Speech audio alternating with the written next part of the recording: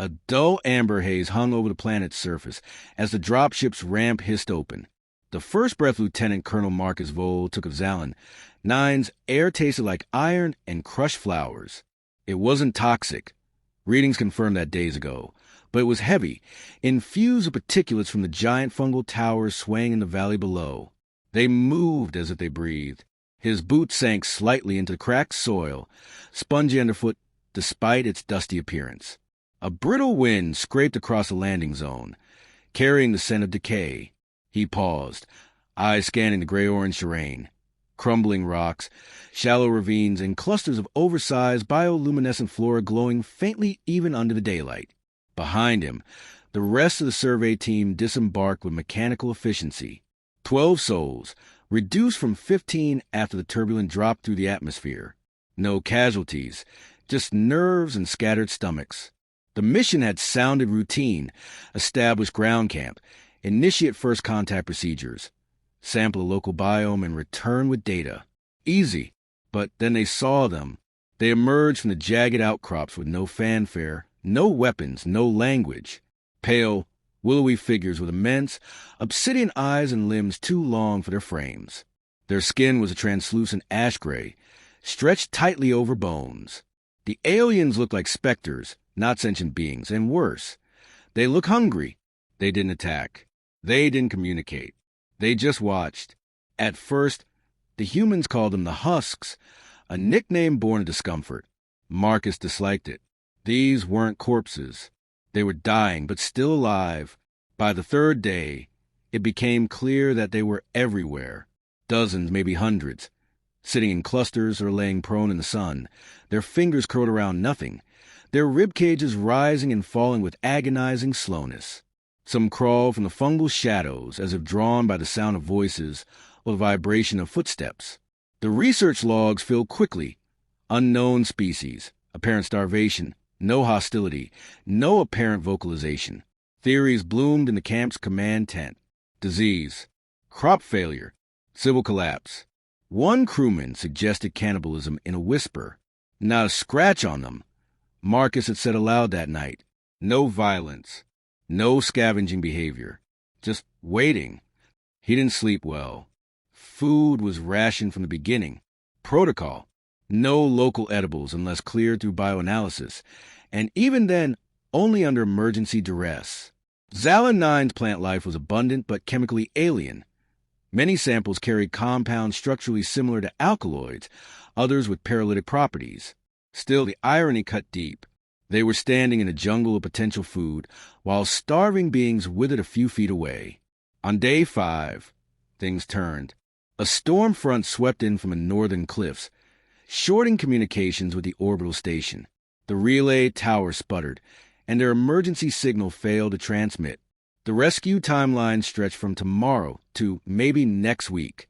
By now, their supplies were down to survival kits and emergency hydration tabs. The MedTech Ruiz had already collapsed once from low blood sugar and was recovering in the MedPod. The rest of the crew, while composed, had begun to show signs of fray: restless pacing, low-grade arguments, sluggish reflexes. Marcus sat alone beside a dry riverbed, thumbing through his field scanner. The plants nearby had strange readings, spiked carbon levels, hints of protein chains buried in their root systems. He looked up and noticed an alien watching him from a boulder only 10 feet away. Its eyes were bottomless pits reflecting nothing. He held its gaze for a long minute. Then, slowly, it raised a spindly hand and pointed toward the valley. That was the first time one of them had moved with intent. He followed. The alien guided him, silent and unblinking, through a narrow passage between fungal stalks. They arrived in a shallow hollow ring by soft, rust-colored plants, thick-stemmed and glistening with internal moisture. Beneath one lay a fallen alien, its body curled protectively around the base of plant, skeletal arms still gripping the roots. Dead. Marcus crouched, uneasy. He used a scanner. The plant glowed green on the display. Protein content high, no known toxins. Still, not proof of safety. It could be harmful in ways he couldn't detect. Behind him, the watching alien pointed again, this time at Marcus, then at the plant. Then it turned and vanished into the mist. He didn't tell the others about it that night, but the next morning, he returned with a sterile glove and a containment pouch. He took one sample. He watched the others from across the clearing. Most of the aliens hadn't moved in hours. One had fallen flat, face pressed into the dirt, unmoving. Marcus stood in the camp's shadow, sample in hand, unsure whether he was about to commit a scientific breakthrough or an irreversible mistake. He bit into it. The texture was unexpected, slightly crunchy, with a watery sweetness like cucumber laced with iron. Nothing immediate happened. No nausea, no cramps, just a slow, pleasant warmth in his limbs and a fading of the ever-present headache he'd carried for 2 days. Later, in the privacy of his tent, he ran another scan on himself. Heart rate normalized, cortisol levels dropping, body responding positively. The next day, he ate more. This time, they saw him. A group of aliens sat just beyond the outer ring of the camp. When he crouched down and bit into the green stalk, 3 of them stirred. One crawled forward an inch, stopped, and emitted a dry hiss. Barely a sound, but undeniably directed at him. He froze. Another alien's head drooped, as if in mourning. None approached the plants. Not one. That night, he told the crew. The reaction was divided. Ruiz, still weak, called it reckless. You have no idea what long-term effects. We're out of options, Marcus said. If this planet can sustain us, even temporarily, we need to know. I'll take the risk. Captain Drenner intervened, his voice low and careful. I understand your reasoning, but until we have clear analysis and consensus, no one else touches the vegetation. Agreed? Murmurs, nods, but he could see it in their eyes. Hunger, desperation. On the 7th day, Marcus found himself squatting among the plants again. This time, he picked 2 and tucked one behind his back. When he bit into the first, 6 aliens emerged from the mist. They surrounded him but did not touch. One reached forward, not for him, but for the second stalk. It paused, trembling fingers inches away. Then it recoiled, folded into itself, and let out a sound like dry leaves rubbing together. A groan, a refusal. Marcus stared, heart heavy. He didn't know whether it was reverence, trauma, or something else entirely. All he knew was that they would rather die than eat what could save them, and he had no idea why. But he needed to, before more of them vanished into the dust, before his team fractured under the weight of silence and starvation, before the planet swallowed them all. He stood, the alien plant in his fist, and walked back toward camp, his eyes not on the path but on the figures fading into the glowing mist, watching, always watching, as if waiting for him to understand. The wind carried the scent of the alien plants now, not just their earthy musk, but something deeper, ripe, vegetal, almost medicinal. Marcus sat on a flat rock just outside the perimeter of the camp, a leafy green stalk in his hand, its dew still clinging to his gloves. The sun hung low over Xallen 9, filtered through clouds that never moved, turning the landscape into a dim copper wash. Around him, silence pressed in, broken only by the occasional rasp of dry leaves brushing against alien limbs. He bit into the stalk again, slower this time. The taste no longer startled him. It had become familiar, almost comforting. More than that, it made him feel present, more aware of the way his body moved, the clarity in his thoughts. His fatigue had vanished since the first bite. Whatever this plant was, it was keeping him alive. The others still refused. Still eating weeds, Doc. Marcus didn't turn. Drenner's voice carried that faint edge of sarcasm it always bore when he was trying not to sound concerned. You don't have to call them weeds, Marcus said. They're probably older than anything we've cultivated on Earth. Captain Drenner walked up behind him, arms folded, helmet dangling at his side. You're becoming a bit of a symbol out here. The locals have noticed. Every time you bite into one of those, half the husks flinch. They're not husks, Marcus replied, wiping his mouth with the back of his glove. They're just starving. Voluntarily. That word lodged itself in Marcus's chest like a splinter. He stood, brushing dust from his knees. You think this is voluntary? They've had weeks, maybe longer, to eat the same vegetation you're chewing through like a salad bar. And they haven't, not even once. Drenner's tone shifted, something quieter now. We scan the valley. The same species grows in multiple biomes. They're everywhere. It's not a supply issue. They're afraid of it, Marcus said, or forbidden from eating it, which is exactly why I don't want the rest of the team touching it. Marcus turned sharply. We're starving, too. Not yet. There was a pause, filled by a low moan from one of the aliens nearby, just 10 meters away. A small group of them lay in a semicircle around a patch of bare stone. One of them, smaller than the others, maybe a juvenile, curled its long fingers around its knees and rocked silently, eyes locked on Marcus's every movement. He met its gaze. It's not poison, at least not to us. That should mean something. Drenner sighed. And what happens when it's not poison, but something worse? A hallucinogen? A mutagen? A biochemical key that does something we can't predict? Marcus didn't answer right away. He stared down at the remaining plant in his hand, the veins in its leaves pulsing faintly with iridescence. If it kills me, at least we'll know. Let's try not to add martyrdom to your resume. The conversation ended there, but the distance between them remained long after Drenner left. Over the next 2 days, Marcus continued his foraging, quietly, methodically, without permission. He didn't hide it, either. He ate openly, in the same spot each time, watched by the same silent cluster of aliens. Word spread among the crew, and while no one joined him, a few hovered closer each time, watching, calculating. Then Private Denia cracked. It was during a shift change. She approached him with shaking hands and hollow eyes. She hadn't eaten in nearly 40 hours.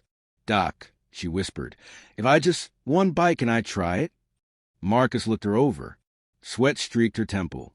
She wasn't even pretending to be strong anymore. He hesitated. "Have you had clearance from Med?" he asked. She gave him a look that was almost a sob. "There is no clearance anymore." He handed her a small portion, already washed and tested. Half. Chew slowly. She didn't wait. The first bite disappeared fast, followed by a second. Her breathing slowed almost immediately, as if the plant had punched through her panic. After a moment, she sank down onto the same rock Marcus had claimed and closed her eyes.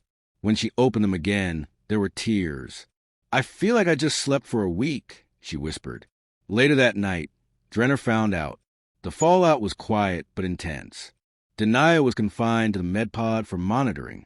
Marcus was given a formal warning, meaningless, since protocol had already failed. But the unspoken message was clear. One more incident, and he'd be isolated from the mission entirely. It didn't matter. The next morning, 2 more crew members came to him in secret. One of them had started shaking in his sleep. The other had begun hallucinating phantom movement in the rocks. Marcus gave them small, controlled samples, logged everything, took readings, monitored vitals. By midday, all 3 reported stabilized energy and clearer cognition. None of them reported adverse effects. But the aliens noticed. That afternoon, when Marcus returned to Glade, he found the plants had been trampled, not by animals, not by accident. Every stalk had been crushed or uprooted, and in the center of the flattened patch stood an alien, taller than the rest, with skin marked by bioluminescent scars that traced from jaw to collarbone. It didn't move as Marcus approached, but its eyes flickered in the shifting light. He stopped 10 feet away. "You destroyed them." The alien tilted its head, slowly, like it was mimicking confusion. "I wasn't stealing," he said, not knowing if it could understand. "I didn't take them from you. You don't eat them." The alien took 1 step forward, then another. Marcus remained still. When it was close enough, it extended a long, 4-fingered hand and touched Marcus's chest, just over his heart. It held it there for a moment, then turned its hand and pressed its palm to the ground between them. A pause. Then it reached into a pouch at its side and pulled out something crystalline, translucent, angular, and softly pulsing with internal light. It placed it gently on the soil and stepped back, then sat cross-legged, facing Marcus, silent and unmoving. Marcus bent down and picked it up. The moment his skin touched it, a ripple of sensation passed through his spine. Not pain, just a flood of heat, light, and noise. He gasped. Images poured into his mind like thunderclouds cracking open. Forests alight, rivers made of stars, creatures devouring each other in impossible ways. And at the center of it all, the plant, the same one he'd been eating, glowing with a terrible intensity. He saw the aliens, strong once, dominant across this world. He saw them feed on the plants with reckless abandon. And then he saw madness. They turned on each other. Their eyes glowed like molten glass. Cities burned. The sky fractured. Then silence and starvation. He staggered back, dropping the crystal. The alien didn't move. It merely stared at him, the faint glow from its chest scars pulsing like a heartbeat. "They're not weeds," Marcus whispered. "There's something else, something sacred, or cursed." He returned to camp with the crystal, clutching it like a sacred text. The others gathered when they saw his face. He told them everything. No one interrupted. When he finished, Drenner leaned back, jaw clenched. "So we're eating a weapon." Marcus shook his head. "No, we're eating a key. It opens something in us, but it breaks something in them. So why can we handle it?" Denia asked. "I don't know," Marcus said. "Maybe it doesn't affect us the same way. Maybe they engineered it once, and we're just immune to the consequences. Or maybe it's dormant now, dead to." The crystal pulsed dimly in the center of the diagnostics tray, its soft blue glow rhythmically ebbing like a heartbeat trapped in stone.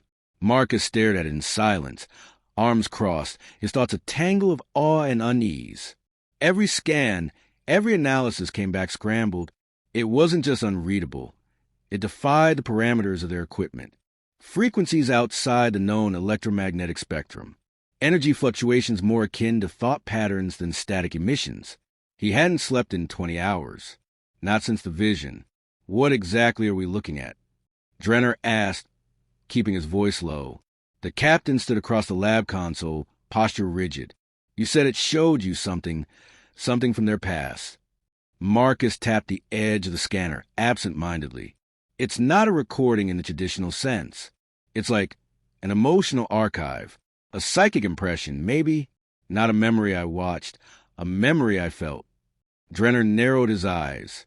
"And you're sure it wasn't a hallucination? Induced by that plant you've been chewing on like trail mix?" Marcus met his gaze with tired certainty. "No, this wasn't chemical. It was deliberate. The alien gave me that vision. That crystal, it's a tool, a message, a warning." The captain exhaled, slow and tight. "About the plants?" Marcus nodded. "They weren't always forbidden. The aliens used to consume them, not just survive on them. Thrive. Stronger, faster, more intelligent. But then something went wrong. The plants did something to their minds. Some form of amplification. It brought power, but it also brought instability. Violence. Collapse." Drenner rubbed his jaw. "So they stopped eating them." "Not just stopped," Marcus said. "They chose starvation over relapse. They buried the knowledge, made it taboo, passed it down not as science, but as sacred law. Why give you the crystal then? I think they know we're not like them. Maybe they hoped we'd understand what they couldn't. Or maybe they're desperate enough to try anything before extinction swallows them completely." Silence settled again, thick with implication. Outside the camp perimeter, the alien presence had thinned. The dying ones had mostly disappeared, whether retreating into their own territory or simply perishing. No one knew. Only the tall one remained, the elder with the glowing scars.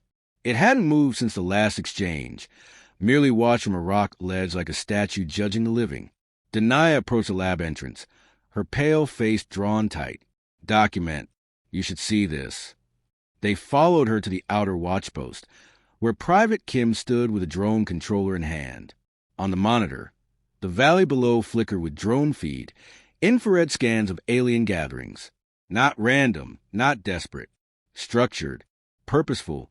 "They're congregating around those fungal growths," Kim explained. "The tall ones. And they're bringing objects. Crystals like yours may be tools or relics. Looks ritualistic." Marcus leaned closer. "They're remembering. Or preparing," Drenner muttered. In the twilight haze, the drone zoomed in on one of the clusters. An alien stood at the center, arms raised. Others knelt in a semicircle around it. Between them, a glowing stalk, not unlike the plant Marcus had eaten. Pulse in sync with the leader's gestures. Drenner pulled away from the screen. If they're holding a ceremony over that thing, we can't afford to ignore it. Observation only. No contact until we know what it means. Marcus clenched his jaw, but didn't argue. The chain of command still held, even if barely. He returned to his tent, but rest was impossible. The images from the vision haunted him. Cities torn apart not by enemies, but by the hands of their own creators. Screams echoing under a green sun. An entire species making the ultimate sacrifice. Starvation over madness. It should have humbled him. Instead, it raised more questions. What if the plant hadn't changed, but the aliens had? What if the real threat wasn't the vegetation, but something within them that couldn't handle what it unlocked? What if humanity could? Marcus reviewed the data from the crew members who had consumed small doses. Heart rates normalized, brain activity improved. Even minor injuries healed faster. But none of them reported hallucinations. No aggression. No mania. Maybe the danger was species-specific. Or maybe the human mind simply wasn't evolved enough to crack under the same pressure. Either way, he had to know more. He returned to the glade just after dawn, alone. The plants had regrown slightly. Resilient things, quick to reclaim space. He knelt beside a new cluster, digging gently into the soil. The roots were thicker than he remembered, braided with silvery threads that pulsed when touched. He plucked a segment and held it up to the light. Behind him, soft footsteps. He turned slowly. The elder was there, closer than before. Its massive eyes glistened with reflected starlight, unreadable. In its hands was another crystal, larger, faceted, humming with a deeper, more urgent frequency. Marcus rose to his feet. You want me to see more? The alien tilted its head once. Then it pressed the crystal into Marcus's hand and stepped back. This time, the connection hit like a tidal wave. Marcus's knees buckled, but he didn't fall. Images surged through his mind, sharper than before, less chaotic. He saw a moment of origin. The first alien discovering the plant, ingesting it, experiencing transcendence, rapid learning, evolution, creativity, then competition, factions, bloodshed, cities rising and falling in the same breath. In the end, a council of survivors chose memory erasure and sacred laws over extinction. They condemned themselves to weakness, believing it safer than what strength had become. Then the vision changed. He saw humans, his own crew, eating the plant. Not violently, not with madness, flourishing. One soldier's wounds sealed overnight. Another solved equations faster than their AI assistant. A third walked into the mist and returned speaking fragments of alien syntax. Then an alien voice, not from the vision, but inside his mind. You are not us, but you may become what we could not. Marcus collapsed. When he awoke, the elder was gone. The crystal was still in his hand, its light now dimmed. Back at camp, Denia rushed his side. You've been gone for hours. We thought you. I'm fine, Marcus croaked. I saw more. They're not trying to stop us. They're testing us. Drenner stepped in from behind. Testing. Marcus rose, still weak but steadier with each breath, to see if we can survive the gift without becoming monsters. That's not a test I'm eager to fail. Marcus stared at the captain.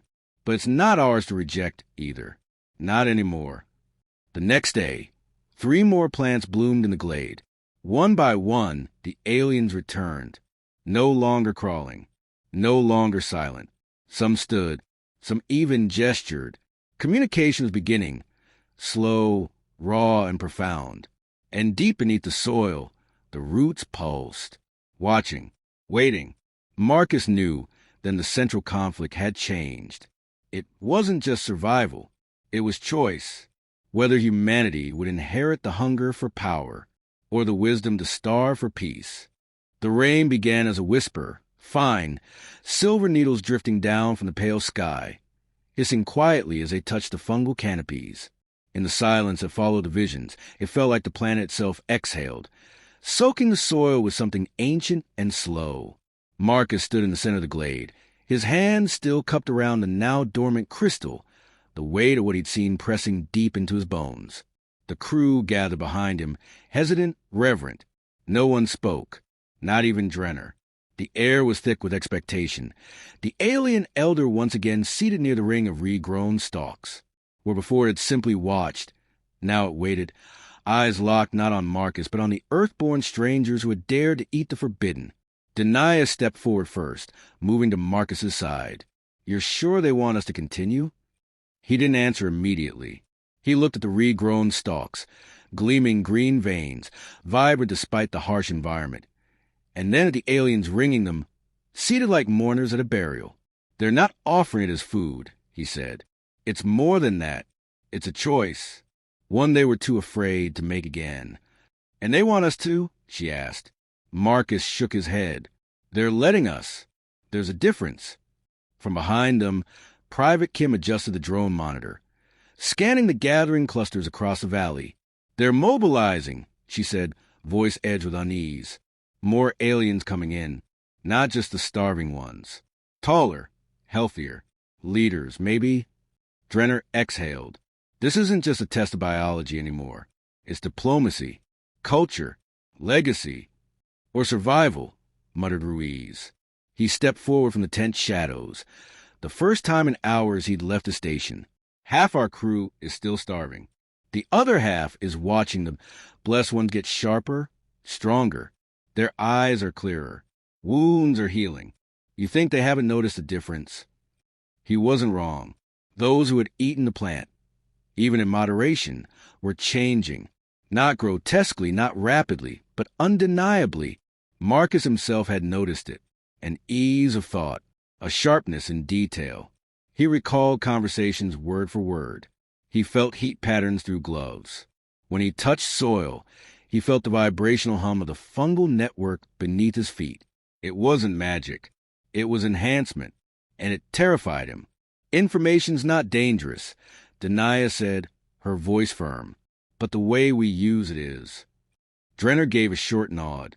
"Then we decide now. Do we keep using it? And if we do, who decides how much?" No one answered. A low thrum began to rise from the edge of the glade. Voices. Alien voices. Not song, not language, but a resonance. Pitched hums and chord breath, weaving like a living current. The aliens were communicating. Not to each other, but to them. Marcus turned slowly to face the elder again. It stood, finally for the first time. Its height was nearly double his own, spine straightened from its usual crouch. It extended both arms. Between its palms hovered a third crystal, smaller, sharper, flickering like a thought held in flame. Marcus stepped forward, without prompting. The crystal floated toward him. When he touched it, the vision didn't overwhelm. It invited. He saw a seed.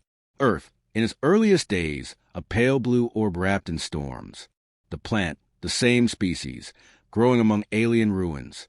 Discovered by human hands. Studied. Feared. Hidden. He saw future branches. In one path, humans consumed it recklessly. Unified briefly by strength before splintering into warring ideologies, collapsing under their own aggression. In another, they revered it, studied it, shared it slowly, equitably. The plant became a tool, not a weapon. Evolution without conquest. Power tempered by empathy. And then, one final thread, they chose not to use it. They left it buried. And humanity withered under its own limitations. Fragile, divided, ultimately extinct. The vision faded. Marcus staggered. There was no clear answer. Only roads. He looked at the others. It's not a gift. It's not a curse. It's an opportunity. For what?